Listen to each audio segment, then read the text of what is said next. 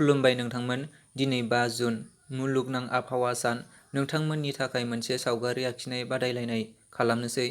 नोंथांमोना जायखिजाया फांसे बिफांनि सावगारि आखिना आंनि 600172696 बे वाट्सएप नाम्बाराव हर।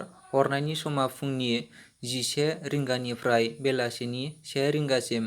आं आपल'ड होगोन फुंनि 11:30 रिंगानिफ्राय बेलासिनि 3 रिंगासिम। बादायलायनायखौ सायख'गोन मोनानि 9 रिंगायाव। रिजाल्टखौ होगोन